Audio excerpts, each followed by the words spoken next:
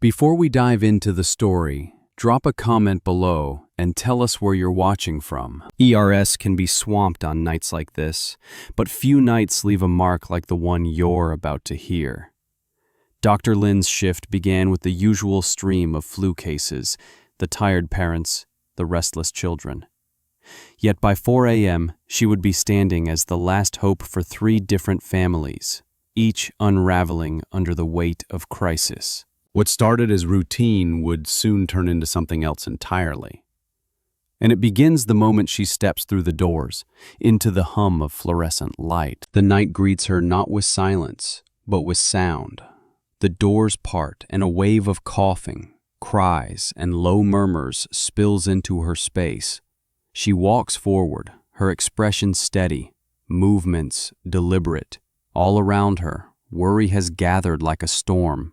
Parents holding children close, young faces flushed with fever, voices asking for answers. Each story waits in turn, unseen beneath the lines of exhaustion. For her, this isn't about recognition. It's about a quiet promise, a vow to meet whatever arrives. She draws a breath, the sharp tang of disinfectant filling her lungs. The air feels heavy, edged with anticipation. She leans on her training like a compass, guiding her one patient at a time. The first child she sees shivers in his mother's arms. Next, a boy coughs deep into his chest, the sound rattling. She moves smoothly. Temperature, breath sounds, gentle hands. One chart, then another. Flu season has a rhythm of its own, and she knows the steps well. Quick checks, soft reassurances. Keep moving. And yet, something unsettles her. The surface tells one story, but beneath it there's a different rhythm, a quiet pressure building. A father hovers too close to his son. A teenager stumbles in with friends, his skin paler than the others. A little one avoids her eyes when she bends down to say hello. One detail after another flickers across her mind, never loud, but impossible to ignore. She lifts another chart from the nurse. Another fever, another cough. The repetition is numbing, but she doesn't let it dull her focus. Each curtain she opens reveals someone waiting, each needing a moment of her full attention. Her steps barely whisper on the linoleum, her movements clipped and lean to keep pace with the night's demands. Her stethoscope, cool against her neck, swings slightly as she bends to speak with another parent. The family looks at her like she carries the answer in her pocket, even when she doesn't yet know the outcome. Their eyes press hope onto her shoulders, and she carries it without complaint. Above her, the fluorescent lights hum. Their steady glow turns every bead of sweat, every crease of stress, into something visible. She notices the lines at the edge of a mother's mouth, etched deep from worry. She sees the faint shimmer on a boy's brow that speaks of fever more than any thermometer could. Small markers, but they tell the truth. Between patients, she washes her hands, soap cutting briefly through the haze of smells. The act is routine but sacred. One story closed, another about to unfold. She dries her hands quickly, already turning toward the next call. The pager against her hip buzzes again, pulling her toward new urgency, another set of decisions waiting. Although it feels like just another busy night, one flicker of detail tonight refuses to fade from her mind. Something small, something she doesn't yet name. One small detail tonight would not let her go. A 4-year-old boy steps through the doorway, small fingers clamped tightly around his mother's leg. His cheeks glow red with fever, his body limp with exhaustion.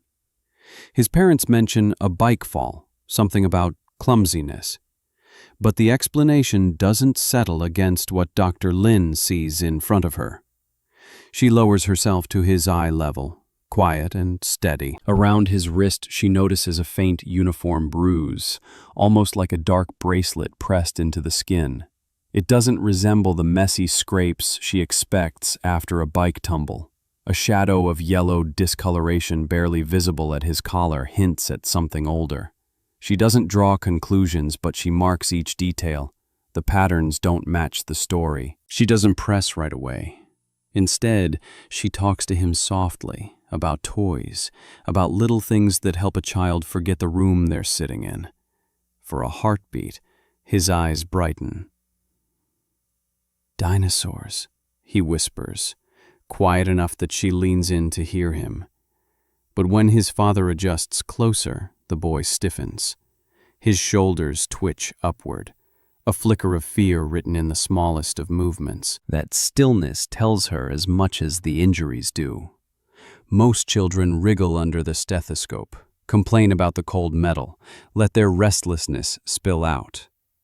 But this boy stays frozen, as if even the act of moving might carry risk.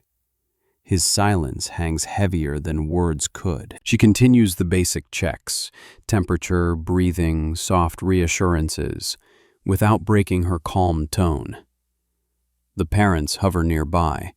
Their voices rush just a bit too quickly when she asks when and how he fell. Details don't quite line up, but she lets the words pass, holding them without challenge. In her mind, a clear line grows between what is said and what is shown. There's always a moment in medicine where two duties meet at a crossroads: to treat the illness in front of you and to protect the vulnerable person carrying it. Tonight, Dr. Lin feels that edge sharpen. She finishes the exam and gently explains that blood work is needed for the fever. Nothing urgent, just routine precaution. Her voice stays even, professional, reassuring in its simplicity. Then, with practiced quiet, she flags the chart for the social work team. No drama, no alarm, just a silent marker to ensure another set of trained eyes will see what she's seen. The boy doesn't flinch when she brushes a hand over the bruised wrist. He looks at her, watchful, careful. That watchfulness is its own kind of plea. His father gives a curt nod at the mention of waiting. His mother sinks slightly into her chair, shoulders loosening as if, the longer they remain here, the longer the fluorescent lights will hold back whatever shadows wait beyond the sliding doors. Dr. Lin notes it, but doesn't linger. Time is moving, and more patients press at the edges of her shift. As she steps back into the current of the ER, she knows the act she's set in motion carries weight beyond a fever chart. There will be questions, bureaucracy, and a long thread for others to follow. But the alternative, to ignore the signs, is a path she won't take. The night is far from over. Already the waiting area swells, noise rising to fill every corner. And she knows this was only the first ripple in a tide that's building fast. Pressure builds the way steam gathers behind a sealed door. Slow, steady, and unmistakable. The emergency room is filled to capacity. Every chair, every corner. Parents lean against walls, children curled in their arms. The air feels dense, carrying coughs, cries, and the faint shuffle of nurses moving quickly but precisely. Behind each curtain lies a different emergency, a different thread of fear. Dr. Lin threads through it all, movements efficient, her white coat brushing past crowded spaces. She's checking a toddler's oxygen levels when her attention snaps to the sliding doors. Two teenagers hurry inside, each gripping one arm of their friend, nearly dragging him toward the nearest spot to sit. The boy between them sags, unsteady, drenched in sweat. His jersey clings to his skin, damp and heavy. His head tilts forward as though his body can no longer cool itself. His friends keep saying it's nothing serious, just dehydration, just practice gone too long. But their quick words can't hide the panic in their eyes. They ease him into a wheelchair. His body slumps, almost weightless. Dr. Lin steps toward him, focus narrowing. His breath is shallow, too fast, and with it comes a faint scent, sweet, off, almost like fruit left too long in the sun. A detail that changes everything. Her thoughts sharpen. This isn't just exhaustion. It could be something deeper, hidden until now, something his body has been carrying silently until it collapsed. She doesn't hesitate. She calls for a glucose check, her tone calm but urgent. A nurse responds immediately, prepping the small device. A quick prick to his finger. A single drop of blood. The machine whirs and the air in the room seems to pause.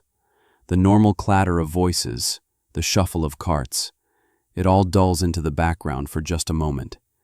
Everyone's gaze fixes on the digital screen. The number flashes up, far beyond safe, a level that signals his body is not just tired but overwhelmed.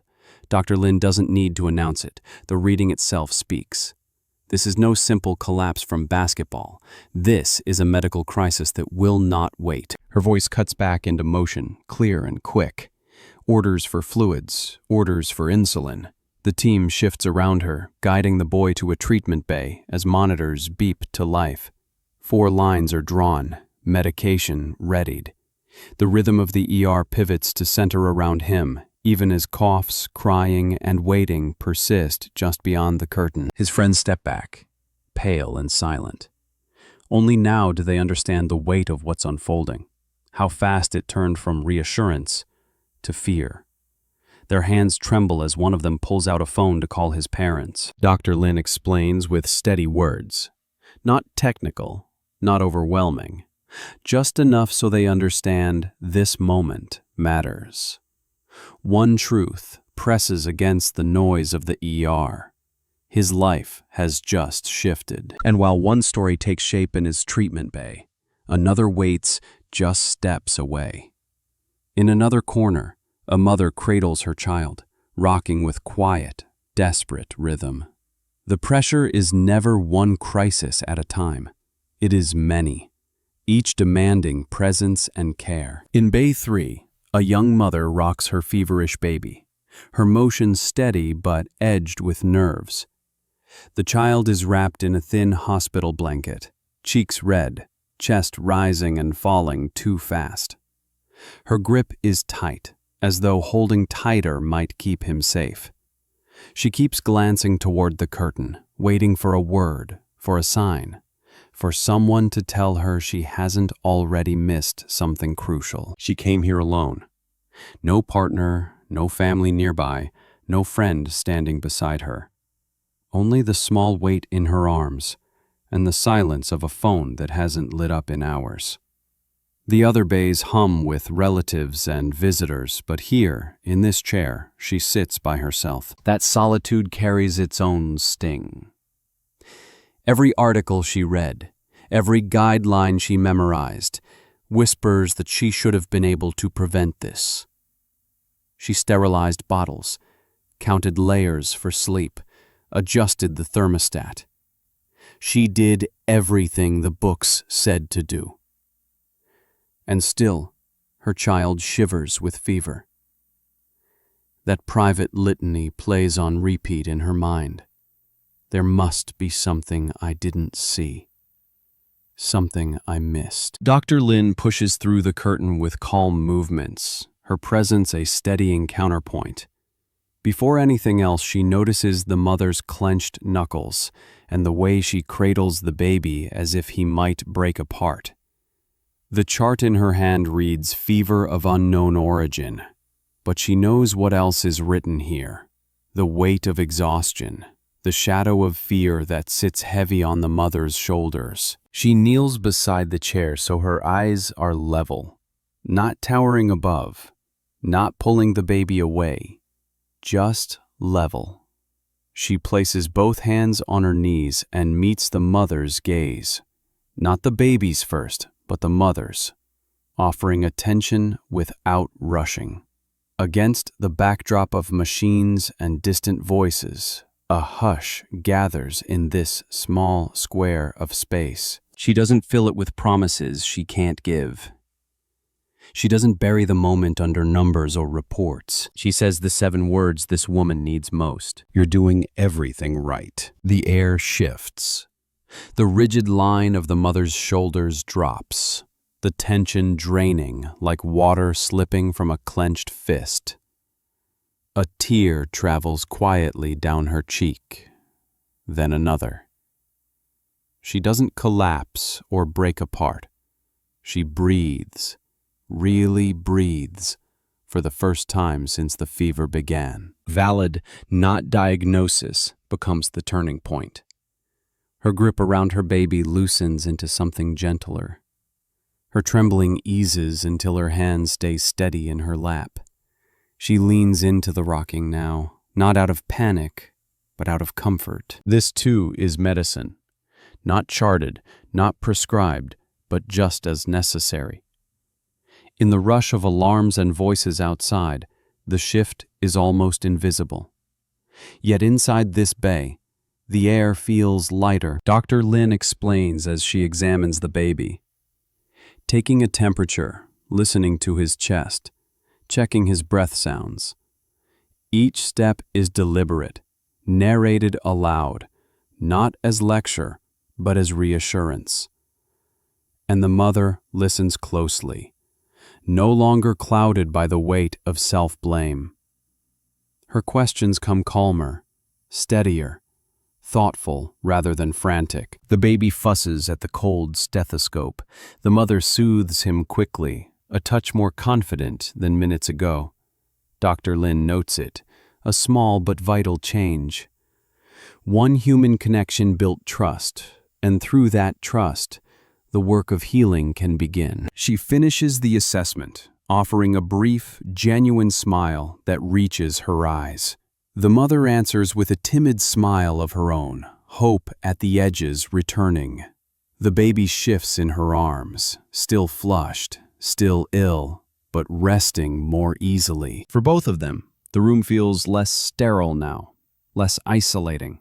Not safe yet, not certain, but less heavy. That difference carries power. Dr. Lin steps back into the corridor, the curtain falling closed behind her. Outside the curtain, the ER waited. The phone at the nurse's station rings, sharp and insistent. Dr. Lin reaches for it without thinking, her eyes still scanning a note on the diabetic teen's chart. She expects more routine hospital business, labs, updates, another call from the ambulance bay. But the number glowing on the screen makes her stop. It's her home line. At this hour, that alone is enough to tighten her chest. She answers quickly, already preparing to explain she's on shift. Instead of her partner's voice, another speaks. It's Martha, their neighbor and friend, the one who sometimes checks in on their dog. Her tone carries strain, her words tumbling out too fast. She had heard coughing through the thin apartment walls, went to check, found the front door unlocked. And then the truth. Her partner is sick. A fever, higher than either of them had imagined when that cough lingered earlier. Now, short of breath, hot to the touch, struggling in a way that echoes the very patients Dr. Lin has been treating all night.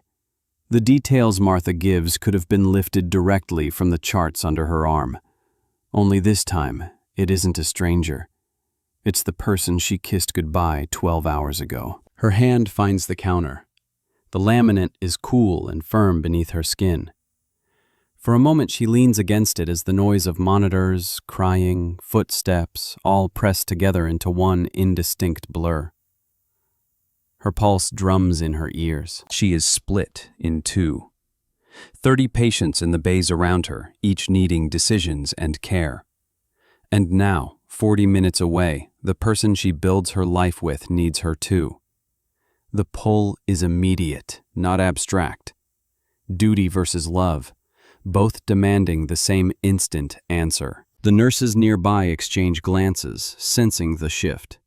They don't need words to understand the stillness in her posture. The small fracture in her composure shows itself, sharp as a hairline crack in glass. She forces her breathing steady and makes a controlled choice. not to abandon either, instead, to widen the circle of care. She asks Martha to hold the phone near her partner. In that gap of seconds, she whispers 3 words, quiet, meant only for them. Words that carry more healing than any prescription. Then she's back on the line, her voice precise as she gives Martha clear steps, what to watch, when to call for help, how to keep them safe until someone arrives. She doesn't hesitate before placing another call. A colleague who lives nearby. Not an elaborate plan, just trust in the network she has. She asks them to check in, to make the call if hospital transfer becomes urgent. Her role tonight must remain here in these halls, so she leans on the hands she trusts. That too is medicine, knowing when to trust the team. When she lowers the receiver, the mask slides back into place, but she knows the brake underneath remains. Her shoulders carry it, her chest carries it. Every decision from here will bear the weight of 2 worlds, her own family and the families before her. She steps back toward the bays, the teen with diabetes, the boy whose injuries raise questions, the anxious mother with her feverish child. They still wait, and she meets them with clinical steadiness renewed, even as her private fear runs under the surface. And in that moment, right as she pulls herself back into the rhythm of triage, another sound slices through the air. A hospital alarm, sharp and unmissable, pulling every eye toward its source. The code blue that wasn't starts with that sudden burst of sound that tightens every chest in the room. It's the alarm reserved for a patient in sudden decline, the one no nurse, no doctor can ignore. Heads pivot toward the screen above Bay 5, where jagged red numbers blink their warning in rapid rhythm. The response is immediate. A nurse swings open the lid of the crash cart, hands already searching through trays. Another removes oxygen tubing from its wrapping, moving fast. Respiratory therapy pushes through the doorway with a mask and bag.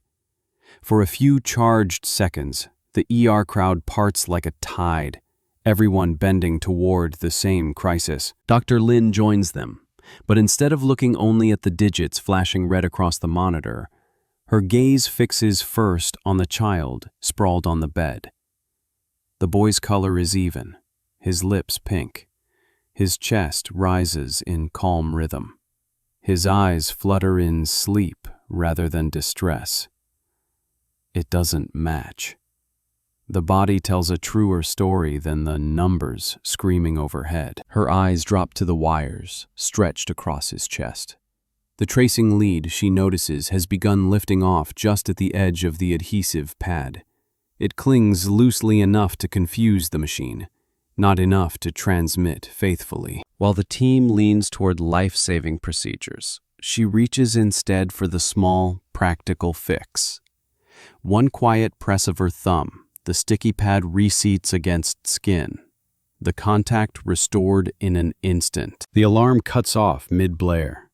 Silence follows, almost more shocking than the noise itself.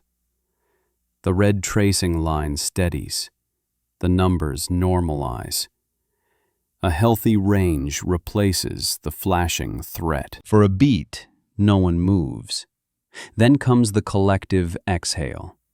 The nurse at the cart shuts it softly, no medication drawn, no tube advanced. Shoulders loosen. The respiratory therapist shakes his head with the faintest grin, relief written in the lines at the corner of his mouth. Around them, the usual soundtrack of the ER slips back into place. The crying, the paging, the muted instructions. The child never stirs. He sleeps on, shielded from the wheels of panic that briefly turned around him. The lesson lands clearly, as it always does in moments like this. The machines are indispensable, but they do not carry the final word. Numbers help, but the patient tells the truth. That knowledge is the thin thread between 2 worlds, one where an error could have snowballed into needless intervention, and another where calm judgment preserved peace. It is a reminder that in medicine, trust must be paired with pause, action with assessment. Dr. Lin files the moment in the quiet ledger of her mind, the catalog of near misses that sharpen her instincts shift by shift. Nothing dramatic, nothing heroic, just steadiness in the face of noise. She steps back, nods to her team, and the circle breaks apart. Each pair of hands returns to the dozens of other patients waiting. The rhythm resumes, and yet, even as calm returns, something inside her stays tuned tighter to the night. This brush with urgency, however false, leaves her more aware of the edge she walks with every patient. In that state of focus, she turns toward the bay, where the diabetic teen lies connected to the slow drip of insulin, color still pale, but beginning to settle back into place. That is where her presence is needed now. The clear fluid drips down through the IV line, feeding slowly into the teenager's arm. It's insulin, his lifeline now, steady and precise, guiding his body back from the edge. The monitor shows his sugar levels falling towards safety. His chest rises evenly, the sheen of sweat drying on his skin. The storm inside him is easing. When his parents arrive, their faces carry the wreckage of fear. Dragged from their beds into fluorescent light, they cling to the rail of the hospital bed as though it might ground them. But when they're ushered into the hall to talk with the endocrinologist, the room grows quieter. It's then, with no one else inside but Dr. Lin, that the boy finally speaks. "I couldn't stop drinking water," he admits, his voice low. "I'd finish a bottle and want another. I started hiding them under my bed because it got embarrassing." His throat tightens before he adds, "And my jersey, it just kept hanging looser every week. I thought it was just the stress, exams, tryouts. I thought everyone my age goes through stuff like that." Dr. Lin listens. No notes, no screen, just her attention on him. She reads not only the words, but what shadows them, the fear of being different, the dread that life as he knows it is slipping away. For a 16-year-old, the threat isn't just illness. It's the idea of missing out. When she finally speaks, her tone holds both weight and gentleness. She tells him this diagnosis isn't an ending, but a beginning. "Think of it as a new map," she says. The terrain has changed, but it's still his journey to walk. Now the markers are clear. Check blood sugar, use insulin injections, pay attention to food and effort. These are tools, not punishments. "He can still play basketball," she adds, glancing toward his jersey folded at the foot of the bed. "He'll just learn new habits to keep pace with his body." It's a simple truth, but one that roots itself firmly. His world doesn't collapse here. It reshapes, that's all. The boy studies her, intelligent eyes sharp but softening now. He begins to connect the scattered pieces of the last several weeks. The insatiable thirst, the weight loss, the fatigue. The puzzle forms into a picture that no longer frightens in the same way, because now it can be named. His fear ebbs into something sturdier, understanding. A diagnosis, Dr. Lin explains, is a map. It shows the paths ahead and the obstacles that may come, but it does not erase the destination. And unlike wandering without direction, he now has clarity, and with it, power. When his parents return, the boy surprises them. Instead of silence, he speaks first. His voice carries more steadiness than before. He repeats what he has learned, not in every detail, but enough that they see comprehension shining through him. In those minutes, he is no longer simply their sick child. He is a young man learning to stand again, even while lying in a hospital bed. The fear that dragged them all here lessens, though the worry remains. It always will. But beneath worry lies something fragile and bright: agency. He isn't just a patient anymore. He is learning how to be his own advocate. Outside the bay, the night continues its tumult. Somewhere in the ER, another kind of silence waits, not defined by machines or monitors, but by a child who cannot yet speak in words. And soon, that silence will take form. The social worker arrives quietly, her presence calm and steady amid the crowded emergency department. She carries the usual folder of forms, but in her other hand something simpler: a pad of paper and a box of crayons. She offers a polite greeting to the parents, but soon her focus shifts to the 4-year-old boy whose eyes still linger on every corner of the room. The paper and crayons are placed in front of him. To the adults, it is a routine distraction, a way to keep little hands busy while difficult conversations take place. But the boy does not look at them. His gaze fixes on the page, then slowly he reaches for a red crayon, holding it too tight in his fist. His marks are deliberate. He does not sketch the usual happy suns or boxy houses that fill the pages of children his age. No stick figures under a rainbow. Instead, the crayon moves with a weight that feels older than his 4 years. 2 figures emerge, one large, taking up the left margin of the paper, the lines pressed dark and heavy enough to almost etch into the desk below. The other, smaller, slighter, sits on the right, drawn with faint strokes that hesitate and drift. Between them, a wide gap of white space remains untouched. The larger figure is not benign. Its hands are not hands at all, but jagged circles of red and black pressed into the page, so forceful that the paper begins to fray. They look less like touch and more like impact. The small figure across from it holds one simple mark, a single red tear sliding down its face. The boy pauses here, deliberate, making sure the shape is clean. It becomes the only bright detail in his side of the drawing. No words are spoken, but this is language. Where his vocabulary cannot reach, the drawing does, each line a choice, each color a signal.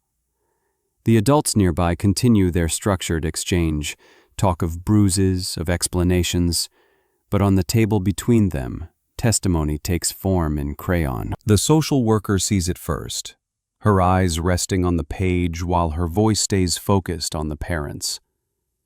Her expression doesn't shift, but her attention deepens. Later, she shows Dr. Lin. The effect is immediate. Dr. Lin's focus, sharpened all night by medical urgencies, hardens into something else. She sees more than illness now. The evidence is not only under the skin. It lies here, in plain sight, traced across white paper by the very hands she is trying to protect. A picture became evidence. At that moment, the frame of responsibility changes. What began as a clinical decision has become a safeguard. The child has spoken in the only way he can, and the message needs no interpreter. The boy sets the crayon down, his small hand finally still. The adults continue in restrained tones. Next steps: possible social work involvement, ongoing safety. But his part is finished. He does not need to add more. Dr. Lin looks from the child to the drawing, then back again. He meets her eyes, quiet, watchful, unreadable. The weight of action now rests with them. She doesn't dramatize it. She simply knows this piece of paper will not be forgotten. And from here, the priority has shifted. The social worker gathers her folder, careful to slide the drawing safely inside. The room settles into silence for a moment, as though even the walls have recognized what has been said without sound. Outside the bay, the night still churns, and already new footsteps race closer, bringing another crisis to the threshold. The ambulance bay doors slam open, and paramedics rush in with a gurney. On it, a teenage girl fights for air, each breath a jagged rasp that cuts across the ward. The wheeze of her lungs fills the treatment bay, sharp and relentless, pulling every head toward her. The team converges, movements quick but familiar, rehearsed through years of emergencies. Dr. Lin is already at the bedside. Her hands move with precision, raising the head of the gurney, signaling for oxygen, tracking the rhythm of the girl's chest. The child's eyes strain open, wild with panic. Her fingers claw at her own throat as if sheer force could drag more air inside. At that very moment, something else presses against Dr. Lin's awareness. The phone at her hip buzzes, an almost invisible vibration under layers of fabric. She doesn't look, doesn't reach for it, but her stomach knows. The last update had already said the fever hadn't broken. This signal can mean only one thing. Nothing is better. It collides inside her like two worlds slamming into each other. The teenager gasping right here in her hands, and at the same time, the image of her partner, miles away, struggling in the same breathless fight. For a raw instant, the weight of both pulls at her body. She feels torn. She leans back against the cool wall of the bay, her eyes closing just long enough to feel its firmness steady her. One slow inhale, one controlled pause. Chaos swirls at the edges, monitors wailing, nurses calling, but that single breath is her reset. Then she opens her eyes, and everything locks back into focus. The patient in front of her is all that matters. Orders spill crisp and clear from her lips. Nebulizer, bronchodilator, prepare an epinephrine dose. Nurses pivot into motion, gathering tubing, priming solution, tucking oxygen over the girl's face. Her hands guide the mask into place, steady even while her chest still holds the crack of fear pressing close. The girl's chest rises again, shallow at first, then deeper as medicine starts to settle the spasm. The rasp softens into something less frantic. Every second feels elongated, but Dr. Lin never lifts her attention away from the girl's face. She counts each breath with her own. Slowly, steadily, the rhythm steadies. Around them, the sound of rushing feet, clipped voices, the usual hum of the ER returns. The emergency bends back under control. The girl no longer claws at her throat. She clutches the sheet instead, exhausted but still here. Dr. Lin does not collapse into relief. She doesn't allow herself that space. Instead, her mask stays fixed, the calm authority her team needs to see. But behind her eyes, she knows cracks exist, waiting for the moment when the shift ends and there's room to feel what's been held down. For now, the work moves forward. This girl's color is lifting. Others wait. Her phone rests silent again at her side, unread. Her partner's battle is still out of reach, but tonight, she keeps her focus trained where her hands can act. The patient is stable, her breathing wider, chest no longer rigid with panic. As the team tidies the bay, Dr. Lin straightens, withdrawing into quiet. There's no time to linger. Another duty presses close, one that cannot be solved by medicine alone. And soon she must face it. Not in the rush of alarms and monitors, but in the silence of a smaller room where conversation alone will decide what happens next. The private room feels different from the rest of the ER. Small, quiet, and stripped of distractions. A single table, 2 chairs. The kind of space where words carry more weight than noise. Dr. Lin asks the father to step inside. Her tone is steady, professional, but leaves no room for refusal. She nudges the door mostly closed, leaving a gap open. Privacy matters, but so does safety. She doesn't open with judgment or accusation. Instead, she begins with what she has seen. "I'm concerned about your son's wrist," she says, her voice calm, exact. She points to the uniform marks, their placement, the way they don't quite match the picture of a fall from a bike. Each comment framed clinically, not personally. Observations of an injury, not an indictment. His reaction is swift. His shoulders square, back stiff against the hard chair. His voice sharpens, volume swelling in the small space. He repeats the bicycle story, weaving in new details, each added layer making the picture less clear rather than more. The anger doesn't feel sudden. It feels practiced, like armor pulled on at the first sign of threat. Dr. Lin lets him speak, her face unchanged. She doesn't interrupt or match his force. Instead, she chooses stillness.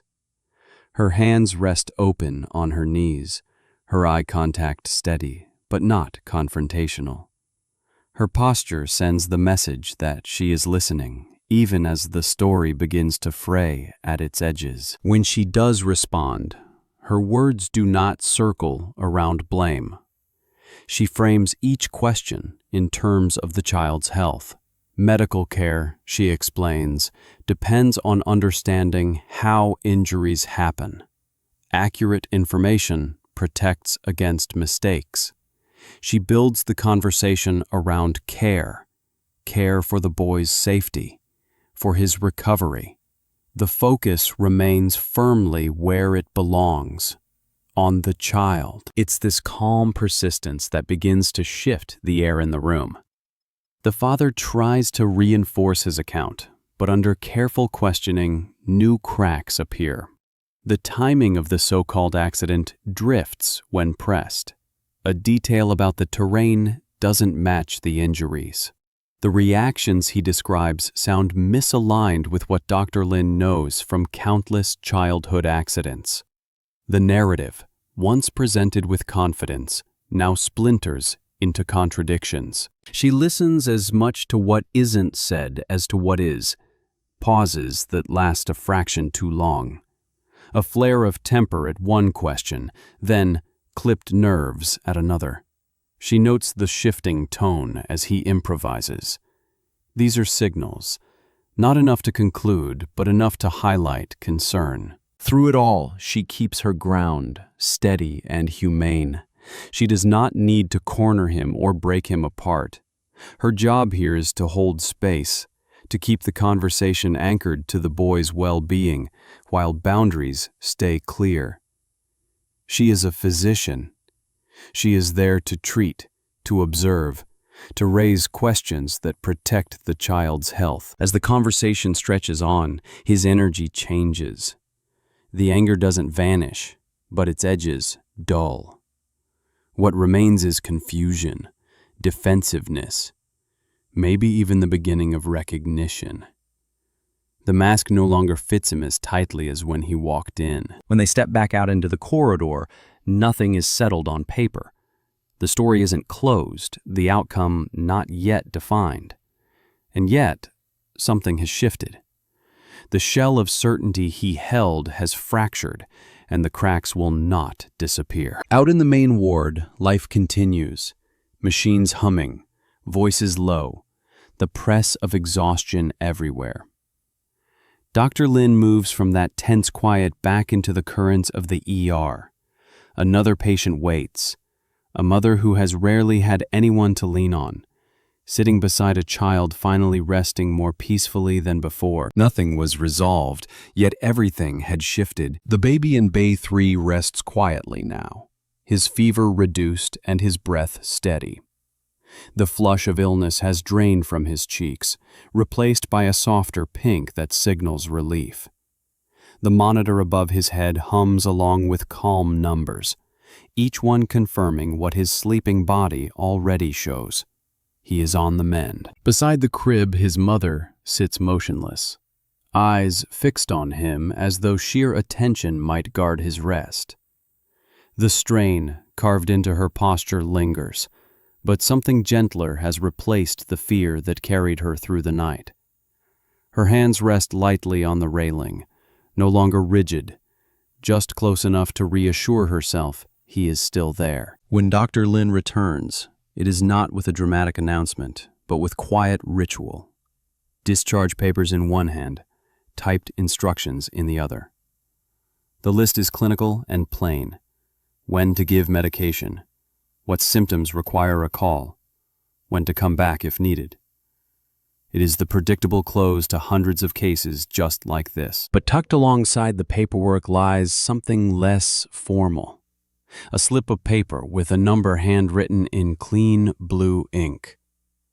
She explains softly. It belongs to a local parent group she has known about for years, one that meets weekly at the community center a few blocks away. No hospital ties, no bureaucracy, just coffee, folding chairs, and other parents talking through the long nights of fevers and fears. On its own, the slip is almost nothing. A string of digits, a meeting time. Yet in this room, after hours of isolation and strain, it carries a different weight. It is not a prescription, but a kind of medicine all the same. Connection as treatment, presence as prevention. One bridge laid across the gap of loneliness. The mother studies the paper. Her thumb traces its edge as though she might imprint its outline. When she lifts her gaze, her expression shifts. What begins as gratitude deepens into recognition. Something unspoken passes between the two women. The knowledge that survival often depends on more than antibiotics or charts. It also depends on not being alone. "Thank you," the mother says, her voice simple, but the silence that follows gives the words shape. They hold every unspoken fear, every small collapse hidden through the night, every fragile relief she can only half articulate. Dr. Lin answers not with more instruction, but with quiet presence. She meets the mother's eyes, an acknowledgement that in this moment, the gesture matters as much as the treatment. The young woman gathers the discharge forms and her baby, but she guards the folded slip most carefully. It represents something she hadn't realized she needed, the possibility of shoulders other than her own, waiting outside this sterile corridor. Healing, Dr. Lin knows, does not end with the steady beeping of monitors or the final dose of medicine. It extends into the long nights ahead, into the uncertain hours when fear grows loud in the absence of others. That scrap of paper is a reminder. The body has been treated here, but the spirit also deserves protection. The mother walks out slowly, carrying her child against her chest, paper tucked safely in her pocket. The doors slide apart and then close behind her, separating the quiet of her new morning from the brightness of the ER. Outside her bay, the department kept moving, and another arrival waited, one that would shift the focus from medicine to something heavier still. The Child Protective Services team arrives with quiet precision, their strength resting in calm procedure rather than urgency. They move as if following an invisible pattern, each step practiced, every folder already prepared. The handoff is clean, barely drawing notice from families in the waiting area who continue rocking their children or leaning into one another in fatigue. Yet in that small corner of the department, a line has been crossed. The boy is no longer just a patient. He is now part of a process designed to shield him beyond tonight. The same social worker who sat with him earlier stands near the nurse's station. For a moment, her eyes catch Dr. Lin's across the fluorescent stretch of corridor. She gives a single nod. a small tilt of the head not lasting longer than a breath. Not victory, not congratulations, just recognition. In it lives the understanding that a crisis has been intercepted for now, but that the work has only begun. For Dr. Lin, the next task is not dramatic. It is paperwork, dense and exacting. Every line demands detail. Where bruises appeared, how a story shifted, what was said when questions were asked. It could feel cold on the page, these words stripped to their legal minimum. But the purpose is anything but. This record is the thread that ensures the boy's safety will not unravel once he leaves these walls. Documentation is protection. Her pen moves steadily, though her hand aches with the fatigue of the night. Each signature affixes her responsibility to the events of the evening. The fevers, the questions, the suspicions, the choices. Though social services will carry the case forward, her role here is clear. She began the chain, placing the first safeguard around a child's life. There is no sense of triumph when the forms are complete. What rests in her chest is weary relief, tempered by the ache of knowing what separation means. No one celebrates the breaking of a family, however necessary it may be. The cost is visible, the loss woven into the child's silence, the uncertainty that follows him into tomorrow. Protecting him is right, but right rarely feels simple. This weight differs from the strain of medicine. Diagnosing infections, stabilizing failing airways, giving news no family wants to hear, those are burdens familiar to her craft. But this, stepping into the jagged intersection of law, family, and safety, requires something more. A steadiness that chooses not to turn away, a willingness to see what is darkest and still press forward. It is work that demands courage of a quieter kind. She files the report, sliding it into the stack of cases now sealed with her name and license. The gesture is both final and incomplete. The ink marks the end of her part, but the child's story will carry on well beyond her shift, now in the hands of those charged to follow through. That balance, doing what she can, then letting go, is one of the hardest truths of her role. The social worker gathers the file, papers aligned into a neat square. She doesn't offer thanks or words of reassurance. They would ring hollow here. Instead, she looks again to Dr. Lin. Another nod, brief, sufficient. Agreement without speech. They both know what has been done and what has been set in motion. Dr. Lin turns away, pulled back into the rhythm of the ward. Patients wait. Monitors hum. New voices rise with unsettled urgency. Around her, the emergency department presses forward, relentless in its demands. And for the first time all night, the shift of responsibility is visible. Her duty pulled back toward the living bodies before her, while somewhere beyond, another system carries what began with a single observation. She pushes off from the nurse's station, her steps into the corridor steady but heavy. The forms may be locked in a file, but the weight of this choice, she knows, will follow her out into the night. What came next was not noise, but the rare quiet that follows a storm. The 4 a.m. silence settles differently, arriving not with drama, but with absence. The surge of emergencies has slowed. Hallways that only hours ago braced for constant movement now hold long stretches of stillness. The tide of urgency has ebbed, and what remains is a quiet that feels specific to this hour and this place. The emergency department carries only faint sounds now. The steady beeping of monitors, the muted shuffle of a nurse adjusting a chart. The waiting room, recently packed shoulder to shoulder, sits empty for the first time all night. The fluorescent lights continue to burn overhead, casting their usual glow, no longer harsh, simply constant.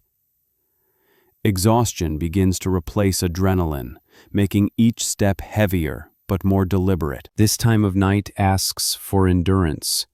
The urgent decisions are behind them, and what's left is the watchful work, keeping patients stable, guarding against any sudden turns. The shift moves from bursts of frantic action to steady observation. It is quieter, more controlled, but weighted by everything that came before. Dr. Lin stops by the teenager's bay. Hours ago, his body was locked in crisis.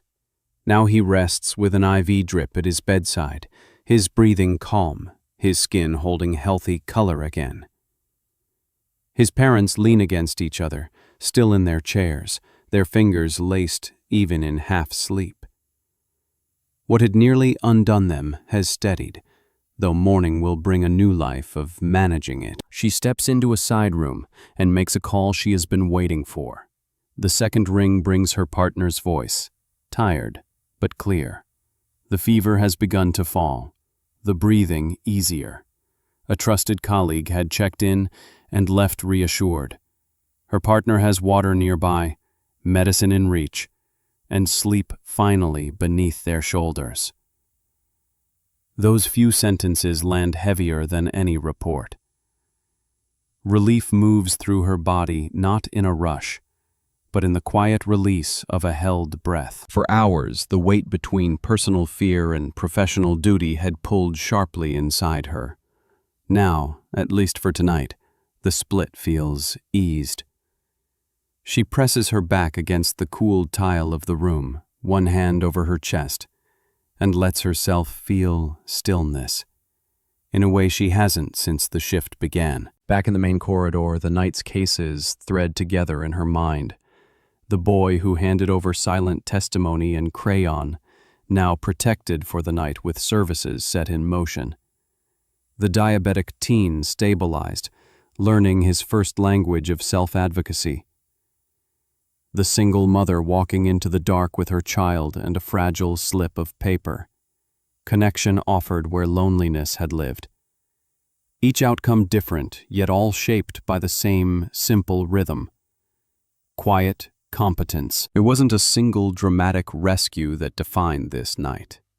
It was a series of small choices, a subtle question, a steadying pause, a refusal to look away. The work was not grand, but it gave 3 families a foothold they hadn't had when they walked in. If this moved you, share where you found comfort in the comments. Dr. Lin stands in the wide hallway, her body aching with fatigue, her mind sharpening around what has been carried through.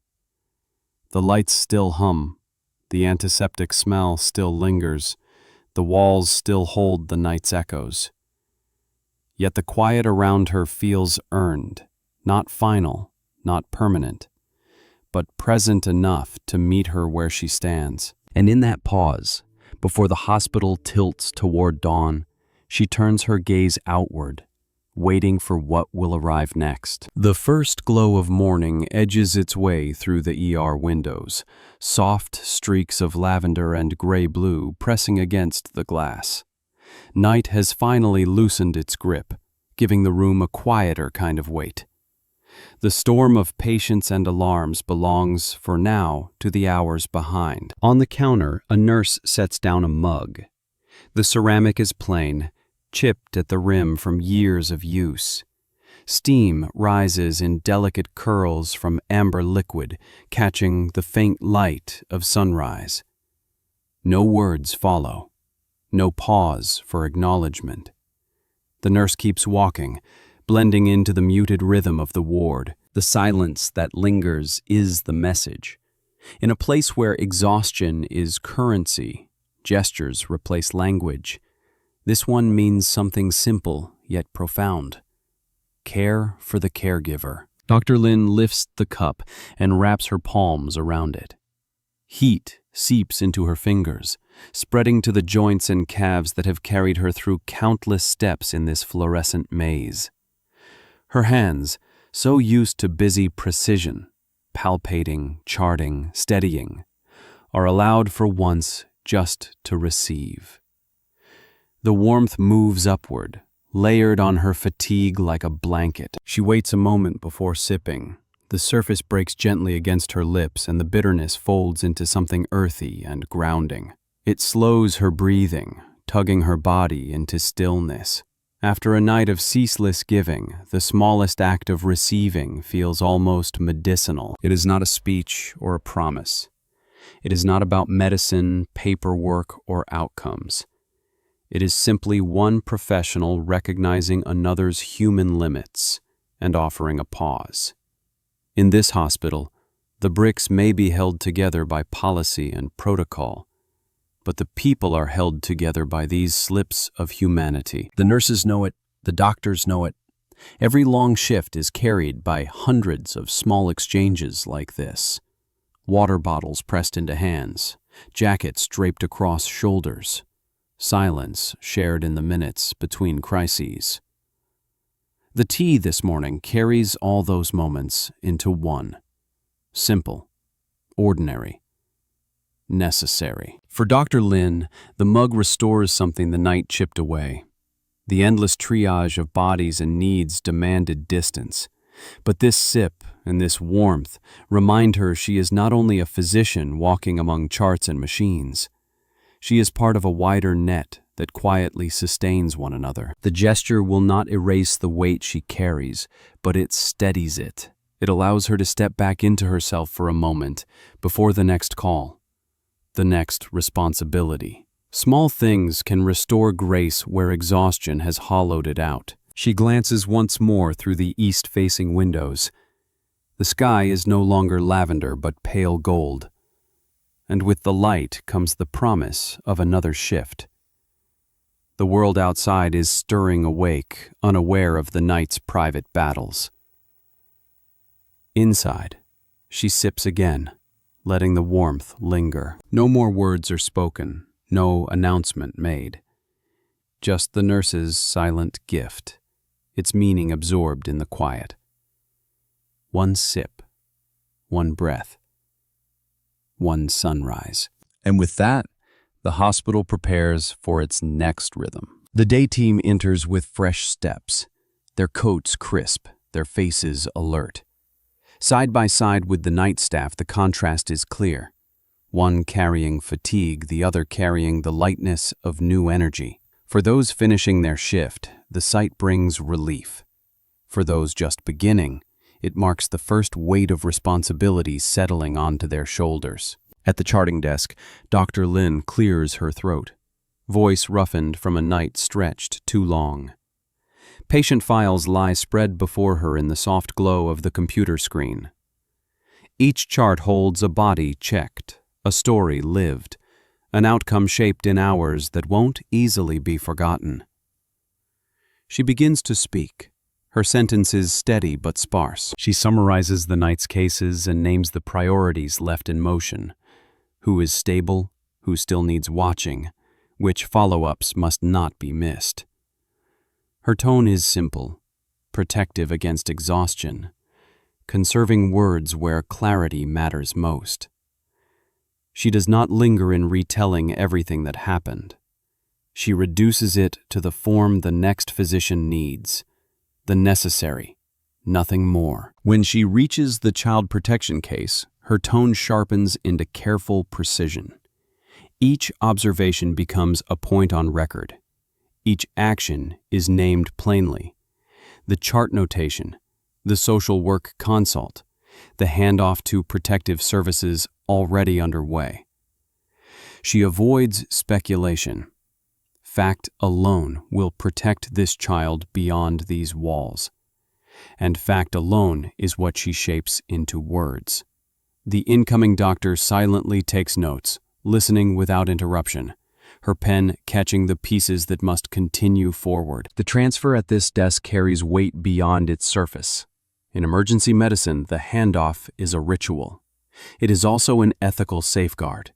One doctor cannot stretch indefinitely into the next day, but the patients cannot pause for sleep. So responsibility moves like a thread, pulled from one set of hands into another, insured by detail, carried by trust. The new physician absorbs each line, nods once in recognition, her respect conveyed without need of praise. She knows there is much more between the lines, hours of work, choices that cost something personal, the pressure of balancing what is medical with what is human. And though her eyes shift to the paperwork, her silence honors what came before her. Dr. Lin leans into the last details, passing everything she has carried through the night into words and screens. Individual cases blur into structured tasks, yet she knows the human weight remains even as language pares it down. An entry about a fevered baby stands as both illness and fear eased. A note on diabetes carries the shadow of a boy whose life divided between before and after. What she passes forward are fragments, but fragments that matter. When the last file is closed, the moment is both ordinary and profound. No fanfare greets her report. The ward continues moving. Monitors hum, nurses circle the beds, footsteps echo in steady rhythm. But within this exchange, continuity holds. The ER remains unbroken in its vigilance, even as doctors rise and rest in turn. Her formal duties end here. She steps back from the desk and slides the stethoscope from around her neck. The gesture is simple, mechanical, but it carries what words cannot. Her shift is finished, the burden lifted, passed onward. Her hand lingers at her side in stillness. Then she turns toward the long hallway that leads beyond fluorescent light, where another kind of air is waiting. The hospital doors part, and Dr. Lin steps into the stillness of morning. The noise of machines and rushing footsteps is replaced with something simpler, the quiet air of a world just beginning to stir.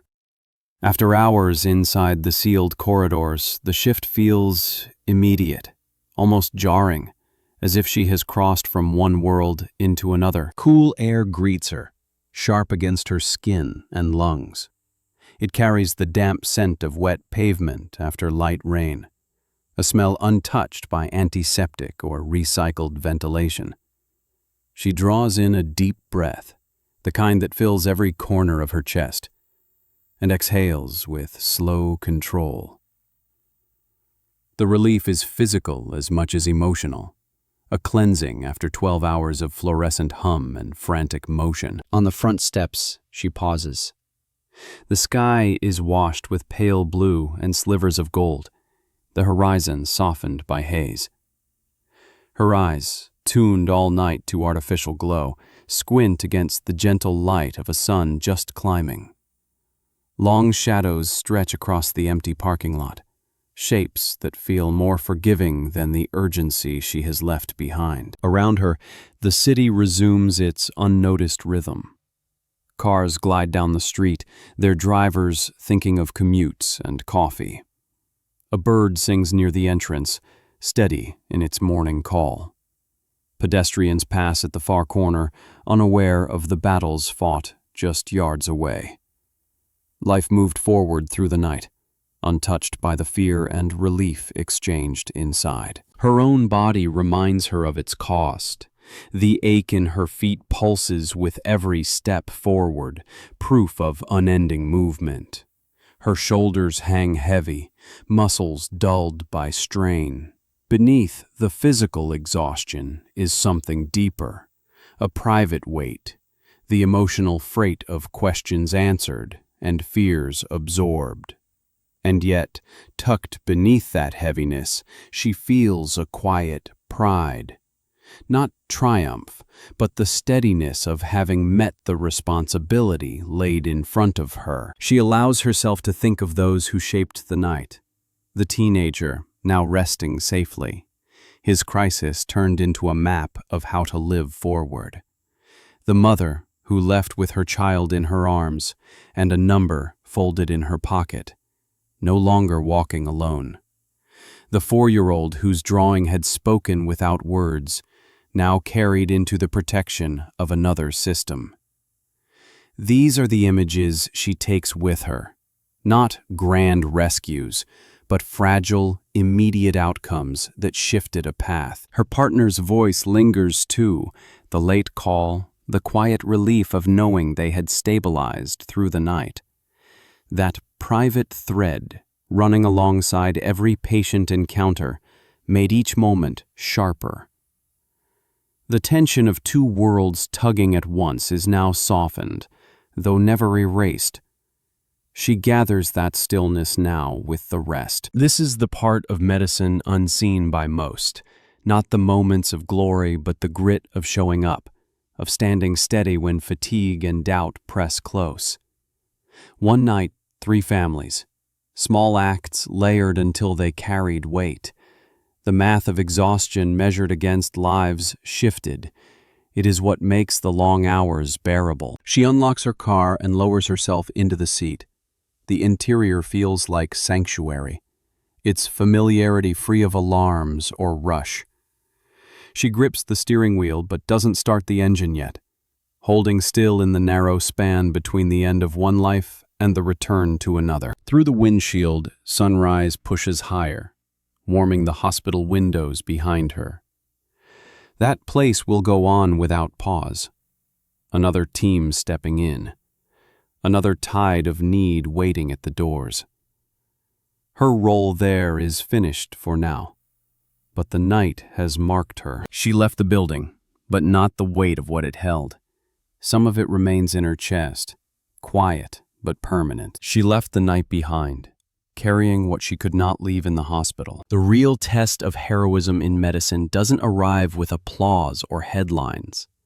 It begins in the simple, deliberate act of walking back through the sliding doors, shift after shift, against exhaustion, against personal worries, against the temptation to step away. The quiet heroism of showing up lives in that choice. To remain present when it's hardest, to return again knowing how much it will cost. It is the strength to listen to a frightened mother minutes after receiving unsettling news of your own. To place her fear at the center of the moment, even as your own looms close. It's not about erasing what you feel, but holding it carefully, setting it aside for a while, because someone else's need is immediate. The mask of professionalism isn't a disguise.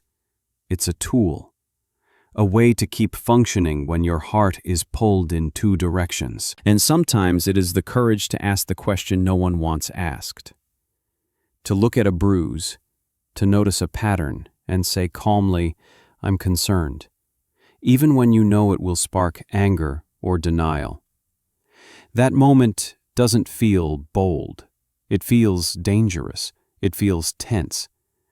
But it matters because a child's safety weighs more heavily than the comfort of silence. Quiet courage often feels like unease in the moment, yet it is still courage. Dr. Lin's night was not defined by miracles or dramatics. There wasn't a single moment when everything was made whole again. What stood out instead were smaller pivots. A teenager with sugar levels sliding toward collapse now understands the outlines of his own health and how to manage it. A young mother, weighed down by loneliness, left with both relief and a phone number that tethered her to future support. A boy who drew in crayon what he could not say in words will not return home vulnerable that night. These are not grand rescues, but they are turning points. What held those stories together was not invincibility or specialized brilliance. It was compassion that did not fade in the weight of fatigue. Compassion that saw people, not only problems. It guided how she spoke, how she listened, how she noticed what others might miss. Medicine and procedures stabilized bodies. Compassion made it possible for those interventions to feel human, to let patients and families hold on to dignity through the crisis. The two worked hand in hand, one treating the illness, the other holding the spirit. This is why showing up matters. The system itself may strain, shifts may drag long into exhaustion, and resources may run thin. But presence, steady, repeated presence, allows care and compassion to take shape. Heroism here does not look like grand speeches or larger-than-life acts. It looks like a doctor steadying her breath before giving painful news, a nurse wordlessly setting down a mug of tea, a social worker carrying away a fragile drawing that will change the course of a child's life. Ordinary actions that matter because someone decided to be there at that moment. The journey isn't about sweeping endings. It is about cycles. The work repeats, the hours restart, each shift holding both new and familiar weight. You show up again, because without that first step, nothing else can follow. And maybe that is the clearest truth. Showing up is the first and most important act. Everything else grows from there. It is in this quiet kind of heroism that the deeper story of emergency medicine lives, one that rarely makes headlines, but defines what care looks like when the morning sun rises. The real work of the ER is built on moments most people never see. Not just the machines, not just the medicine, but the quiet acts. Listening carefully, offering a small gesture of care, asking the question no one else dares. These choices shape lives in ways that numbers or charts can't capture. They are proof that presence itself can carry weight. If a healthcare worker has made a difference in your life, share that story in the comments. And if you believe in these healing stories, subscribe for more.